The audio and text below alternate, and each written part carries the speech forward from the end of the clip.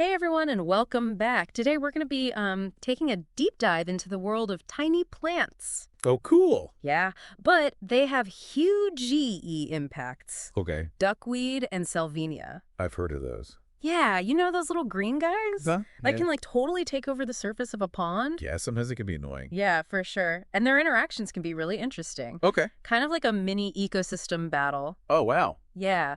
So the source for this deep dive is it's a blog post from this really dedicated pond enthusiast. Oh, neat. Yeah, his name's Eng, and he's been sharing all of his observations on his blog. It's called Notes on Fishkeeping. Notes on fish keeping. Yeah. So it's kind of like citizen science meets pond drama. I like that. Yeah.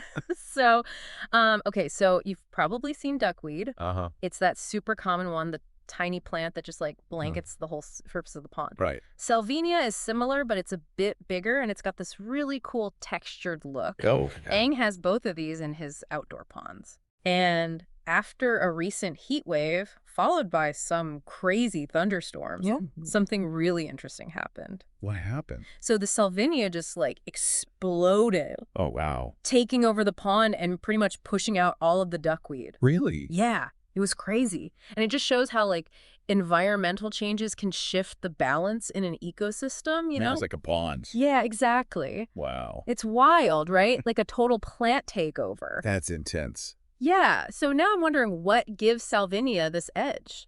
Right. Is it just luck, or is there something more going on? That's a great question. Yeah. I think it's probably because of Salvinia's adaptations. Yeah.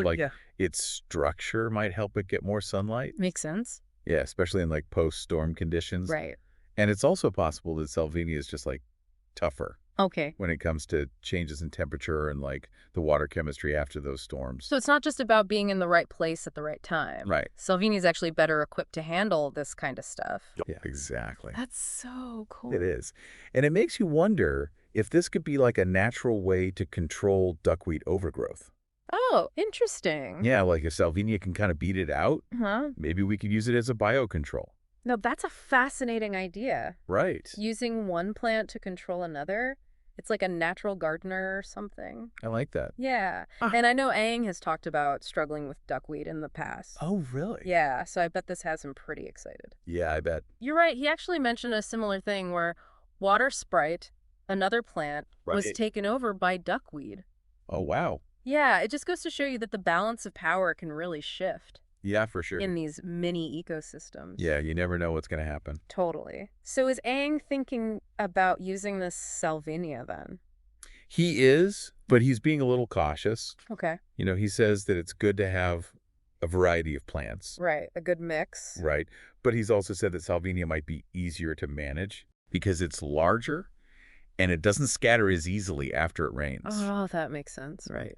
Yeah, I can imagine trying to deal with those tiny duckweed pieces. Oh, It would be like herding cats on the water or something. exactly. But Salvinia is a bit easier to work with. Yeah, much easier. So it's all about finding that balance then. Yeah, A good mix of plants, but also being able to manage it all. exactly. And this is all based on his observations, which is so cool. Yeah. He's not just guessing, he's actually seeing this all happen. It's like real-world data. Totally. I love it. It's the beauty of citizen science. Yeah, these kinds of observations can be so valuable. Uh-huh. So what happens next? Is he just going to let the Salvinia rule? Well, not necessarily. He's going to keep an eye on things. Okay. See how those plant populations change over time? So it's like his ponds are a living laboratory. Yeah, basically. And we get to follow along with the findings. Exactly. 'Cause I love it. It's exciting stuff. It is. So it's Yeah. not just a plant takeover. It's about understanding this whole mini ecosystem. Yeah. And maybe even learning how to manage it naturally. Exactly. And it makes you wonder, what if we could use these natural processes to make our ponds even healthier? Oh, that's a great question. It's a pretty exciting prospect. Yeah, it is. Right. Totally. Yeah, it really gets you thinking about the possibilities, For sure. especially for people like me. Yeah. I'm not exactly a pond expert. I hear you. It's not always about knowing all the answers, right? Right. It's about being open to just seeing what's happening, Exactly. learning from it. And I think Aang's experience is a great example of that. Yeah. It could really help people who are dealing with like, Duckweed. yeah, duckweed taking over. Imagine if you could just introduce a little bit of Salvinia Uh-huh. and it would just take care of the problem. Like a natural pond cleaning crew. Right. Sounds almost too good to be true. It does sound pretty appealing, Yeah. especially compared to all the hard work. Yeah, like scooping it all out. Right. Right. Or using chemicals. So are there any downsides? Well, yeah, that's a good question. Could Salvinia become a problem itself?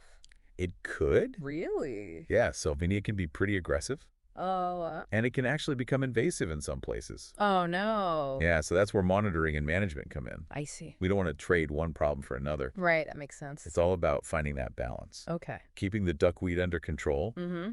but not letting the Salvinia take over the whole pond. So it's like a sweet spot. Yeah.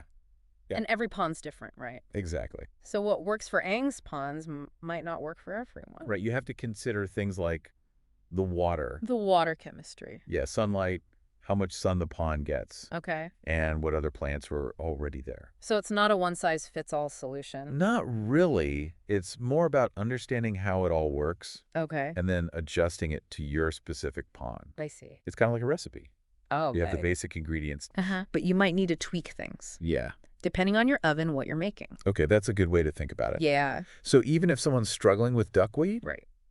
they shouldn't just run out and get a ton of Salvinia. No, definitely not. The key is to be informed. Okay. Do your research, Mhm. understand the risks, the benefits, Right. and keep a close eye on things. So it's like a little science experiment. Exactly. We're testing something out Yeah. and gathering data along the way. And anyone can do that. Oh, that's cool. Yeah, it doesn't matter how much you know about ponds. So anyone can be a citizen scientist That's right. just by watching and learning from their own backyard. Exactly. I love that. Me too. And speaking of learning, I think we should bring this back to our listeners. Okay. And talk about how they can use this information. Absolutely. Let's shift gears and focus on that. So we've talked about this whole duckweed and Salvinia interaction. Yeah. And how Salvinia might be a natural way to control it. Right. But what does this mean for our listeners? You know, Yeah, good question. people who are looking at their own ponds and maybe battling some duckweed themselves. Well, it really shows how important it is to just watch, Okay. really pay attention to what's going on in your pond. Like their own little ecosystem. Exactly. Okay. Don't just think of the duckweed as the bad guy. Okay. Think about other things, like how much sun is it getting? Right. What's the water? Like, are there other plants in there? Okay.